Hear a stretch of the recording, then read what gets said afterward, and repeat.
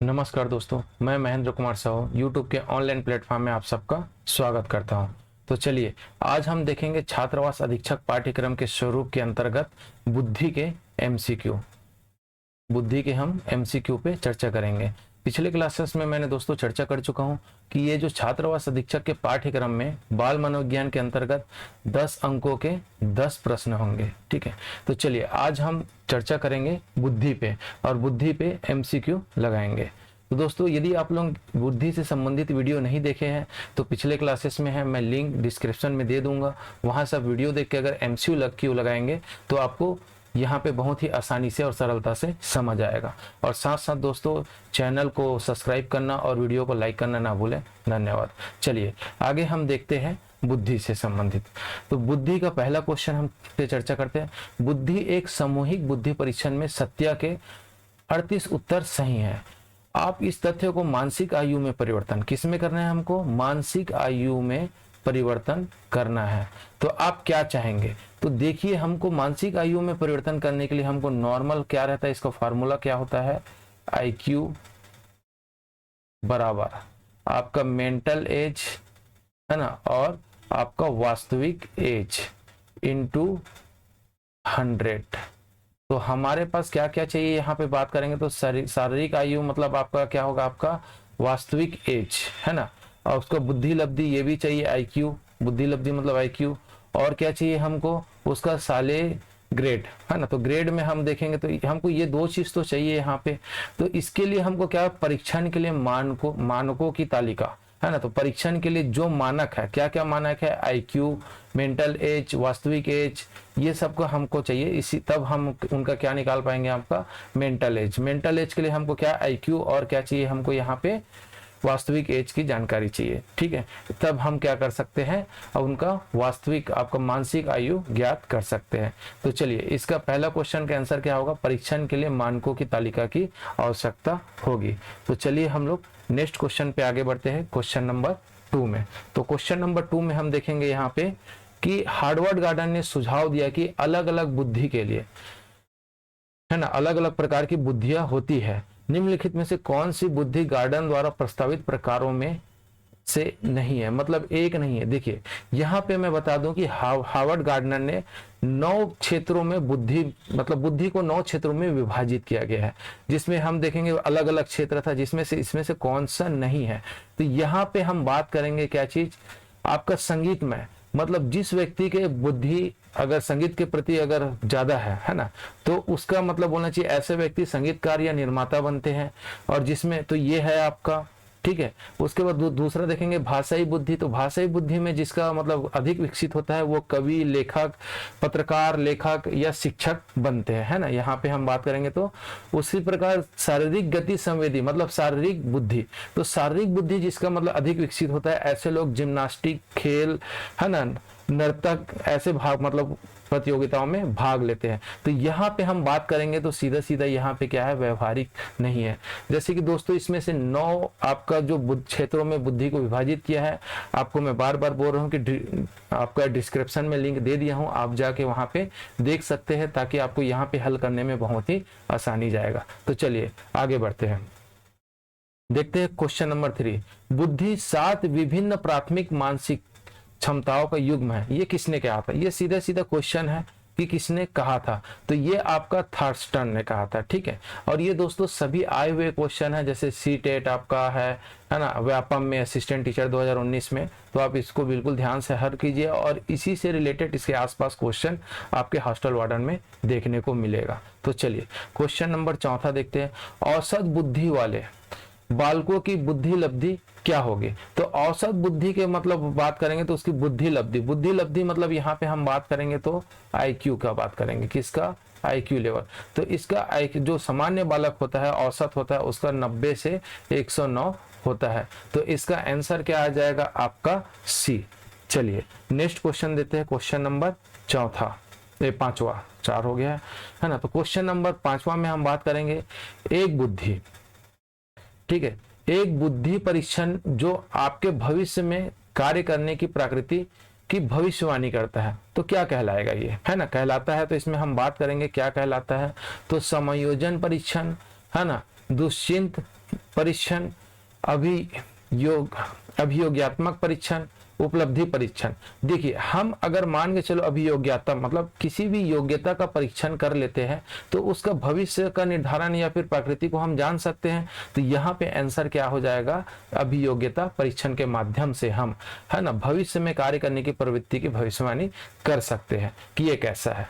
ठीक है, चलिए, जैसे कि हमने बताया था, किसके बारे में बताया था, आपका बहुबुद्धि सिद्धांत, है ना, जिसमें आपका शिक्षक किस, अगर शिक्षक है तो कैसा बुद्धि, भाषाई बुद्धि अधिक होगा, तो हम बता सकते हैं कि एक तो ये लेखक होगा या ये शिक्षक बनेगा, टीचर बनेगा। इस प्रकार में हम यहाँ पे चर्चा कर सकते हैं। चलिए क्वेश्चन नंबर 6वां देखते हैं। हार्वर्ड गार्डनर के अनुसार, है ना, के सिद्धांत में बुद्धि के व्यक्तित्व में अपनी पहचान, मानव अस्तित्व और जीवन के अर्थों के बारे में संवेदनशील होती है। तो इसमें हम बात करेंगे तो सीधा सीधा क्वेश्चन में है ये, मतलब आप फैक्चुअल है ये, अंतर व्यक्तित्व बुद्धि जो होता है उस ऐसे बुद्धि मतलब बोलना चाहिए सिद्धांत में बुद्धि के व्यक्तित्व में अपना पहचान, मानव अस्तित्व और जीवन के अर्थ के बारे में जान सकते हैं। तो दोस्तों मैं पहले ही बोल रहा हूँ आप लोग को कि आप नहीं देखे हैं, क्वेश्चन नहीं समझ आ रही है अंतर व्यक्तित्व बुद्धि क्या होता है, तो आप लोग लिंक में, आपका डिस्क्रिप्शन में लिंक दे दिया गया है, आप वहां से जाके इसके बारे में विस्तृत अध्ययन कर सकते हैं। चलिए आगे देखते हैं हम। किसी व्यक्ति के आधिकारिक रूप से मानसिक मंदित कहा जाएगा यदि उसकी बुद्धि लब्धि कम है। मतलब उसका हम बात करेंगे बुद्धि लब्धि अगर मान के चलो कितना है 70 है, तो हम बात करेंगे क्या चीज, आपका मानसिक बुद्धि कहा जाता है, मानसिक मंदित बुद्धि या मंद बुद्धि कहा जाता है। तो इसी प्रकार हम देखेंगे जिसका आईक्यू लेवल है ना, क्या चीज आपका आईक्यू लेवल है ना, आईक्यू अगर 140 है, 140 है तो ये क्या कहलाएगा आपका, 140 मतलब होना चाहिए प्रतिभाशाली या इससे अधिक है, 140 से अधिक है तो ये कैसा बुद्धि होगा, प्रतिभाशाली व्यक्ति होगा। अगर 120 से 139 के बीच में है तो ये अति श्रेष्ठ होगा। 90 से 119 है तो ये क्या होगा आपका सामान्य हो गया। और 50 या 70 से लेकर 90 तक का है तो ये शिक्षण योग्य है। ठीक है, ये सारे हम लोग आईक्यू है ना, बुद्धि लब्धि के बारे में हमने विस्तृत चर्चा किया है। आप लोग वीडियो में जाके जरूर देखिए और चैनल को सब्सक्राइब कीजिए। तो चलिए हम लोग आगे का देखते हैं, क्वेश्चन नंबर 8। तो क्वेश्चन नंबर 8 में हम बात करेंगे, चलिए इससे पहले हम लोग कुछ देख लेते हैं कि बुद्धि लब्धि के बारे में, है ना। यहाँ पे थोड़ा सा बता देता हूँ, विस्तृत अध्ययन आप लोग वहां पे जाके देख सकते हैं। तो यहाँ पे टायरमैन ने मतलब किसने दिया है बुद्धि लब्धि निकालने का मतलब सूत्र, टरमैन ने दिया है ना, टरमैन ने दिया। और इसमें क्या होता है, मेंटल एज मतलब मानसिक आयु और तैथिक आयु मतलब वास्तविक आयु इंटू 100, इसके माध्यम से हम इस माध्यम से उसका आईक्यू या मानसिक योग्यता हम किसी भी मतलब एक चीज को हम निकाल सकते हैं। अब दूसरा बात करेंगे आपका क्या चीज, निष्पत्ति उपलब्धि। तो निष्पत्ति लब्धि में क्या होता है, एक है ना, इसमें बात करेंगे तो ये क्या होता है, निष्पत्ति मतलब निकालने के लिए शैक्षणिक आयु मतलब एजुकेशन एज और मानसिक आयु बटे में आपको डिवाइड करके इंटू 100 कर देंगे तो निष्पत्ति लब्धि निकाल सकते हैं। और शैक्षणिक लब्धि एजुकेशन आईक्यू है ना, क्यों मतलब निकाल सकते हैं। तो इसमें हम बात करेंगे तो शैक्षणिक आयु मतलब यहाँ पे भी एजुकेशन एज और कालक्रम आयु मतलब यहाँ पे भी सेम तैथिक एज बोले चाहे इसको कालक्रम आयु बोले चाहे यहाँ पे हम वास्तविक आयु इंटू 100, इसके माध्यम से हम शैक्षणिक लब्धि निकाल सकते हैं। शैक्षणिक लब्धि कहने का मतलब आपका जो आईक्यू होता है बच्चों का 50 या 70 से लेकर 90 तक के होता है तो ये क्या होता है, शिक्षण योग्य बच्चे माना जाता है। और यहीं पे मैं बताया था कि 140 है तो ये क्या होता है, अधिक आपका या फिर श्रेष्ठ या फिर बहुत ही ज्यादा प्रतिभाशाली होता है। 120 से 139 अति श्रेष्ठ होता है। सामान्य के बारे में बात करेंगे हम तो 90 से 109 होता है आपका मूर्ख है ना। और ये मंद बुद्धि, इसको आपको याद रखना है 80 से 89। और कहीं कहीं पे अगर मान के चलो ये दोनों ऑप्शन में है तो हमको व्यापम द्वारा किसको लिया गया है, मंद बुद्धि में आपको 60 से 69 के बीच में लिया गया है। तो चलिए दोस्तों आगे हम लोग क्वेश्चन करते हैं, कहाँ पे क्या लिया है इसके बारे में हम चर्चा करेंगे। चलिए तो हम नेक्स्ट क्वेश्चन देखेंगे, क्वेश्चन नंबर 8। बच्चों की शारीरिक बुद्धि और विकास को प्रमाणित करने वाले कारक, है ना। तो यहाँ पे प्रमाणित करने वाला कारक बात करेंगे अनुवांशिकता और पर्यावरण। ठीक, तो यहाँ पे ये दोनों होता है तो ऑप्शन में मतलब होना चाहिए अलग अलग ना, तो ठीक है। तो ऑप्शन के अनुसार क्या हो जाएगा आपका डी सही हो जाएगा। तो डी आपका यहाँ पे क्या है, अनुवांशिकता और पर्यावरण दोनों होता है जो बच्चों की शारीरिक बुद्धि और विकास को प्रमाणित करने में वाले कारक होते हैं। चलिए उसके बाद हम बात करेंगे क्वेश्चन नंबर 9, बहुबुद्धि का सिद्धांत बल देता है। तो बहुबुद्धि का सिद्धांत किस पर बल देता है, इसके बारे में हम चर्चा करेंगे। तो बहुबुद्धि का सिद्धांत बल देता है, यहाँ पे हम बात करेंगे तो ऑप्शन डी में, एक आयाम में बुद्धिमत्ता और अन्य सभी आयामों में बुद्धिमत्ता निर्धारित करती है। ठीक, चलिए तो ये हो गया। इसके बारे में मैं बार बार बोल रहा हूँ दोस्तों, आप लोग वीडियो जरूर देखना, तो वहां पे हमने विस्तृत अध्ययन किए हैं इसके बारे में। चलिए क्वेश्चन नंबर 10, तो क्वेश्चन नंबर 10 में बात करेंगे मन बुद्धि बालक की बुद्धि लब्धि किस श्रेणी में आते हैं। तो यहाँ पे आता है आपका 60 से 70, जैसे कि मैं बताया था व्यापम ने यहाँ पे आंसर क्या लिया है 60 से 70, है ना, किस श्रेणी में आता है मंद बुद्धि। चलिए नेक्स्ट क्वेश्चन की ओर हम लोग बढ़ते हैं दोस्तों और देखेंगे क्वेश्चन नंबर 10। तो क्वेश्चन नंबर 10 में क्या दिया गया है इसके बारे में चर्चा करते हैं। तो क्वेश्चन नंबर 10 में दिया गया है विद्यालय में धार्मिक त्योहारों को मनाने के पीछे क्या सिद्धांत होता है। तो क्यों धार्मिक, जैसे कि हम लोग बात करते हैं हमारा संविधान क्या है, धर्मनिरपेक्ष है, किसी एक धर्म को मानने की बात नहीं है, लेकिन यहाँ पे धार्मिक निरपेक्ष, है ना, के बारे में ही बात कर रहा है आपका धर्मनिरपेक्षता के बारे में, कि धार्मिक त्योहार मनाने के पीछे क्या सिद्धांत है। तो इसका सिद्धांत देखेंगे विभिन्न धर्मों के प्रति जागरूकता लाना, बिल्कुल राइट है, ये भी है ना, सांस्कृतिक एकता की भावना का विकास करना, ये भी सही है ना, सामाजिक सद्भाव लाना, ये भी सही है, सामाजिक सद्भाव लाना। तो इसके अनुसार हम देखेंगे तो इसका आंसर क्या हो जाएगा, उपरोक्त सभी आपका आंसर आएगा। ठीक है, ये आपका सही हो जाएगा, सभी सही है। चलिए नेक्स्ट क्वेश्चन की ओर आगे बढ़ते हैं हम लोग, क्वेश्चन नंबर 12। तो संवेगात्मक बुद्धि शब्द को सर्वप्रथम किसने प्रस्तुत किया था। तो इसके बारे में सीधा सीधा फैक्ट है दोस्तों, इसको याद रखना है आपको, किसने किया था, तो मेयर एवं सलोवे, है ना, सलोवे ने किया था। तो इसको आपको याद रखना है। नेक्स्ट क्वेश्चन देखते हैं हम लोग, क्वेश्चन नंबर 13। एक बच्चे की मानसिक आयु 12 है और उसकी वास्तविक आयु क्या है, 10 है, तो उसकी बुद्धि लब्धि, देखिए आईक्यू ज्ञात करना है। तो आईक्यू में मतलब मैं क्या बताया था, इसका फॉर्मूला क्या है आपको याद रखना है। आईक्यू ज्ञात करने के लिए क्या है इसका फॉर्मूला, आपका मेंटल एज, है ना, डिवाइड बाई क्या है आपका वास्तविक एज इनटू 100। तो यहाँ पे हम फार्मूला में रख के निकालेंगे तो क्या आ जाएगा आपका, आईक्यू निकालना है ना। तो मानसिक आयु को ही मेंटल आयु कहा जाता है, तो ये क्या है आपका 12, और यहाँ पे वास्तविक आयु क्या है आपका 10 और इनटू 100 कर देंगे। ठीक है, तो यहाँ पे हमारा क्या आ जाएगा, इसका बात करेंगे तो 120। ठीक, तो 120 इसका आईक्यू है बच्चों का, और 120 वाले जो होते हैं अति श्रेष्ठ बालक के अंतर्गत आते हैं। इसको भी आपको ध्यान रखना है कि जिसका मतलब आईक्यू लेवल 120 से लेकर 139 तक के है ना, उसका क्या बोलेंगे, अति श्रेष्ठ बालक के अंतर्गत आएगा। चलिए नेक्स्ट क्वेश्चन की ओर बढ़ते हैं दोस्तों, क्वेश्चन नंबर 13 हो गया है ना। क्वेश्चन नंबर 14 देखेंगे। चलिए तो क्वेश्चन नंबर 14 में हम बात करेंगे विद्यालय में पाठ्य सहगामी क्रियाकलापों का प्रयोजन, है ना, पाठ्य सहगामी क्रियाकलापों का प्रयोजन है।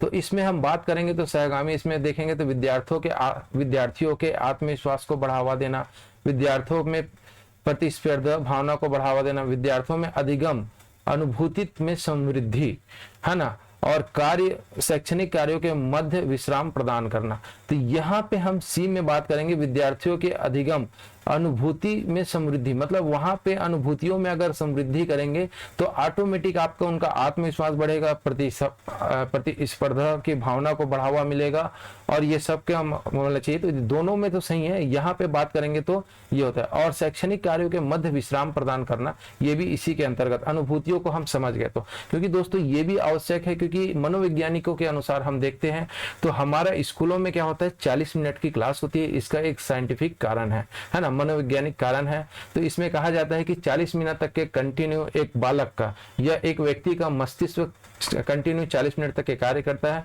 उसके बाद उनको विश्राम की आवश्यकता पड़ती है। इसी कारण उसमें क्या होता है 40 मिनट बाद आपका कुछ समय के लिए विश्राम दिया जाता है। तो चलिए नेक्स्ट क्वेश्चन में बात करते हैं हम लोग, क्वेश्चन नंबर 15।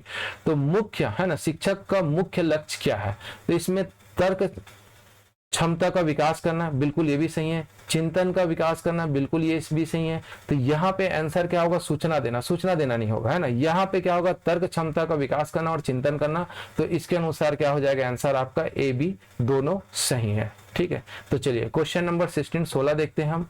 बहुबुद्धि मन के फ्रेम या ढांचे, है ना, मन का फ्रेम या ढांचे है ना सिद्धांत का प्रवर्तक कौन है, ये भी सीधा सीधा क्वेश्चन है दोस्तों। तो इसमें आ जाएगा बहुबुद्धि सिद्धांत के बारे में बात करेंगे तो हार्वर्ड गार्डनर को आंसर लेंगे। चलिए क्वेश्चन नंबर की और हम लोग आगे क्वेश्चन नंबर 17 में आगे बढ़ते हैं, 17 को देखेंगे। तो क्वेश्चन नंबर 17 क्या है इसके बारे में चर्चा करेंगे।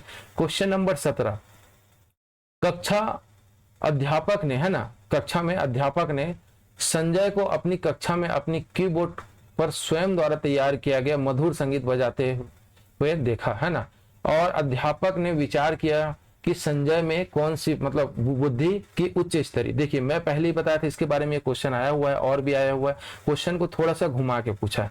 मतलब कहने का मतलब जिस बच्चे ने मतलब बोलना चाहिए संगीत, है ना, जो बच्चा संगीत बजा रहा है तो उस बच्चे में मतलब कौन सी बुद्धि अधिक विकसित है। तो यहाँ पे हम बात करेंगे आपका क्या होगा, संगीत में बुद्धि आपका क्या हो जाता है आएगा, है ना। शारीरिक गति बोधक में मैं बताया था जिसमें जो आपका खेल हो गया जैसे जिम्नास्टिक हो गया, है ना। भाषाई में आपका क्या बनेंगे, इसमें जैसे आपका शिक्षक बनेगा, लेखक बनेगा, कवि बनेगा, पत्रकार बनेगा। तो इस प्रकार से आपको पूर्ण वीडियो का लिंक डिस्क्रिप्शन में दिया गया है, आप लोग वहां से जरूर देखिए और वीडियो को लाइक और सब्सक्राइब जरूर कीजिएगा दोस्तों। चलिए उसके बाद फिर देखेंगे हम लोग नेक्स्ट क्वेश्चन है ना 18, हार्वर्ड गार्डनर का बुद्धि का सिद्धांत पर बल दिया गया है। तो बुद्धि के सिद्धांत पर बल दिया गया, यहाँ पे हम बात करेंगे तो किस बुद्धि पर बल दिया गया है, शिक्षार्थियों में अनुबंधित कौशल, सामान्य बुद्धि नहीं, बिल्कुल ऐसा नहीं है ना, सामान्य बुद्धि नहीं, क्योंकि बुद्धि मतलब क्या होता है, बालक विशिष्ट होते हैं, सभी में मतलब बोलना चाहिए अलग अलग प्रकार की बुद्धि पाई जाती है, इसी कारण उसको विशिष्ट। तो विद्यालय में आवश्यक समान योग्यता, आवश्यक समान योग्यता ऐसा कुछ भी नहीं है ना, प्रत्येक व्यक्ति की विलक्षण योग्यता, बिल्कुल यहाँ पे विलक्षण कहने का मतलब यहाँ पे विशिष्ट योग्यता के आधार पर इसने क्या किया गया, बल दिया गया है और इसमें अलग अलग बताया गया है। तो चलिए क्वेश्चन नंबर 19 देखते हैं दोस्तों आगे हम लोग। तो क्वेश्चन नंबर 19 में क्या है देखेंगे हम लोग, है ना, कोई अध्यापक कक्षा में अपनी प्रस्तुति के समर्थन में बहुत से सकारात्मक और नकारात्मक, है ना, यहाँ पे बहुत से क्या बात कर रहा है, सकारात्मक और नकारात्मक उदाहरण प्रस्तुत करता है। तो यह शिक्षण किस स्तर से संबंधित है, देखिए बच्चों में मतलब बोलना चाहिए, यहाँ पे मतलब बोलना चाहिए कि कैसा बुद्धि उसको बताया गया है कि सकारात्मक और नकारात्मक दोनों विषय के बारे में यहाँ पे बताया जा रहा है, मतलब दोनों सब्जेक्ट या वस्तु के बारे में, विषय के बारे में यहाँ पे बच्चों को समझाया जा रहा है। तो यहाँ पे स्वतत्व विकास नहीं, स्मृति स्तर, चिंतन स्तर नहीं, अवबोध स्तर के है, क्योंकि अगर बच्चों में बोलना चाहिए अवबोध है, उसको ज्ञान नहीं है, तभी उनको यहाँ पे सकारात्मक और नकारात्मक उदाहरण प्रस्तुत करता है या करती है जो भी शिक्षक होंगे। चलिए तो नेक्स्ट क्वेश्चन हम देखते हैं, क्वेश्चन नंबर 20। तो क्वेश्चन नंबर 20 में हम बात करेंगे, इस प्रकार की काउंसिल में वे लोग शामिल है जो स्कूल छोड़ देते हैं और जिनका कठिनाई अधिक गंभीर होता है, मतलब कठिनाइयां अधिक गंभीर होने की संभावना होती है। तो यहाँ पे ये बताया जा रहा है कि एक शिक्षक है और एक बालक है, एक बालक ने क्या किया है कि स्कूल को मतलब छोड़ दिया है, नहीं आ रहा है, तो उसका काउंसलिंग करना है। तो इसमें काउंसलिंग में हमको क्या करना है, तो यहाँ पे काउंसलिंग किस मतलब स्तर पे होना चाहिए, सामुदायिक आधारित होना चाहिए, स्कूल पर आधारित होना चाहिए। अगर स्कूल पर आधारित होता है ऐसी समस्या तो बालक मतलब अचानक से नहीं छोड़ता, यहाँ पे अधिक गंभीर है वो, है ना, और ये भी दोनों। तो यहाँ पे क्या आ जाएगा आपका समुदाय आधारित परामर्श। तो हमको उस बालक के समुदाय आधारित परामर्श लेना चाहिए कि जैसी भी समस्या है उसको कैसे हल कर सकते हैं। तो चलिए क्वेश्चन नंबर 21 देखते हैं हम लोग। तो यहाँ पे बात करेंगे तो क्वेश्चन नंबर 21 में स्कूली शिक्षा की सार्वभौमिकता, है ना, यह सार्वभौमिकीकरण के लिए राज्य स्तरीय, है ना, केंद्रीय अभिकरण या नोडल अभिकरण है। तो यहाँ पे बात करेंगे तो नोडल अभिकरण है आपका क्या चीज, SCERT, इसका मतलब फुल फॉर्म होता है दोस्तों आपका state council of education research and training. तो इसका आपको याद रखना है, state council of education research and training, इसको आपको बिल्कुल याद रखना है फुल फॉर्म भी कि यहाँ पे आपका होता है। चलिए नेक्स्ट क्वेश्चन की ओर हम लोग आगे बढ़ते हैं दोस्तों। क्वेश्चन नंबर 22, है ना, तो यहाँ पे मानसिक आयु क्या है या फिर मानसिक आयु है, तो ये क्वेश्चन में देखेंगे मानसिक आयु है। तो मानसिक आयु क्या होता है, कैसे होता है, यहाँ पे ऑप्शन के अनुसार हम बात करेंगे। तो मानसिक आयु क्या होता है आपका, जो एक बच्चों में विकसित होता है। जैसे मान के चलो कई लोगों का हालांकि वो 20 साल हो जाता है लेकिन उनकी मानसिक आयु एक 8 साल 10 साल के बच्चों के बराबर होता है, इसे हम क्या कहते हैं मानसिक आयु। तो ये मानसिक आयु क्या होता है, मानसिक आयु आयु के साथ बढ़ती है, बिल्कुल नहीं भैया। जैसे अभी मैं उदाहरण दिया कि एक 20 साल का बच्चा एक मतलब बोलना चाहिए कि 10 साल 12 साल के आयु के बराबर भी हो सकता है। शारीरिक आयु के साथ घटता है, इसको भी घटता है ना। इसको भी हम कहना मतलब एकदम कह सकते हैं, लेकिन इसको पूर्णतः सत्य नहीं कह सकते, है ना। एक निश्चित अवधि तक बढ़ती है फिर स्थिर हो जाती है, बिल्कुल। तो हम लोग देखते हैं, जैसे कि उदाहरण देखते हैं, बच्चों के बाद धीरे धीरे उसका क्या होता है, मानसिक आयु का विकास होता है, और एक एज के बाद फिर जब मतलब बोलना चाहिए कि किशोरावस्था के बाद फिर क्या होता है, आपका बुढ़ापा की ओर बढ़ता है, तो उनकी मानसिक आयु फिर क्या होता है, स्थिर होने के बाद फिर वहां पे घटते भी जाता है। ठीक है, तो यहाँ पे क्या होता है, एक निश्चित आयु के है ना अवधि तक बढ़ता है फिर स्थिर हो जाता है। और ये जो बोल रहा हूँ कि आपका कि एक एज के बाद घटता है, कहने का मतलब ये कहीं कहीं देखा हो गया है ना, ऐसा हम नहीं होता। तो इस कारण से हमको यहाँ पे ऐसा मानेंगे। आंसर क्या लेंगे इसका, आपका सी को लेंगे, है ना। तो ऑप्शन नंबर क्वेश्चन 23 देखते हैं अब। दो बच्चों ने एक ही वर्ष एक ही माह में जन्म लिया है, तो आवश्यक ही उनकी समान होगी। देखिए यहाँ पे क्या होगी, बुद्धि लब्धि बिल्कुल अलग अलग हो सकती है ना, निष्पादन आयु बिल्कुल अलग अलग हो सकता है, वास्तविक आयु यहाँ पे बिल्कुल एक जैसा रहेगा, वास्तविक आयु, है ना। इसके अलावा आपका कुछ नहीं रहेगा, यहाँ पे अलग अलग रहेगा। ठीक है, चलिए उसके बाद फिर हम लोग देखते हैं दोस्तों आगे हैं, यहाँ पे क्वेश्चन नंबर 24 में चर्चा करेंगे। ठीक, तो क्वेश्चन नंबर 24 में हम देखेंगे क्या है दोस्तों, इसके बारे में हम लोग चर्चा करेंगे। चलिए, थोड़ा सा टेक्निकल समस्या आ रही है, 2 सेकंड। हाँ चलिए, हो गया। यहां पे हम देखेंगे क्वेश्चन नंबर 24, बुद्धि के बहुकारक सिद्धांत के प्रतिपादन कौन है। तो यहाँ पे भी सीधा सीधा क्वेश्चन है यहाँ पे, तो इसका आंसर क्या आएगा, थार्नडाइक। क्वेश्चन नंबर 25, एक बच्चों की बुद्धि लब्धि अगर है ना 90 से 110 के बीच में है, तो ये क्या होगा, कैसा बुद्धि होगा, इसका आपका सामान्य बुद्धि, है ना। इसके बारे में हम लोग चर्चा भी की है पीछे। गिलफर्ड ने अपसारी चिंतन पद का प्रयोग किस समान अर्थ में किया गया है यहाँ पे। तो यहाँ पे क्वेश्चन नंबर 26 के बारे में बात करेंगे, अपसारी चिंतन। तो अपसारी चिंतन क्या होता है, बुद्धि से रिलेटेड है ना। तो ये अपसारी चिंतन में क्या होता है कि कोई समस्या का समाधान परंपरागत और प्रचलन पद्धति से किया जाता है ना। और ये क्या होता है, आपका एक निश्चित समाधान होता है ना। एक ही समाधान के बारे में भी बात कर सकते हैं इसमें। और इसके साथ साथ एक होता है आपका अपसारी चिंतन, एक क्या होता है आपका अपसारी चिंतन, इसको ध्यान रखना आप लोग, अपसारी चिंतन। तो ये अपसारी चिंतन क्या होता है, इसका समाधान विभिन्न दिशाओं में किया जाता है, और इसका समाधान आपका अच्छाई व उपयोगिता के संदर्भ पे होता है। तो चलिए दोस्तों, आज यहीं तक। आप लोग चैनल, अगर वीडियो अच्छा लगा तो आप लोग चैनल को सब्सक्राइब करना ना भूलें, और ऐसे वीडियो प्राप्त करने के लिए आप चैनल को सब्सक्राइब करके बेल आइकन को जरूर प्रेस कर दीजिएगा, ताकि आपको सबसे पहले वीडियो देखने को मिले। तो थैंक यू दोस्त। तो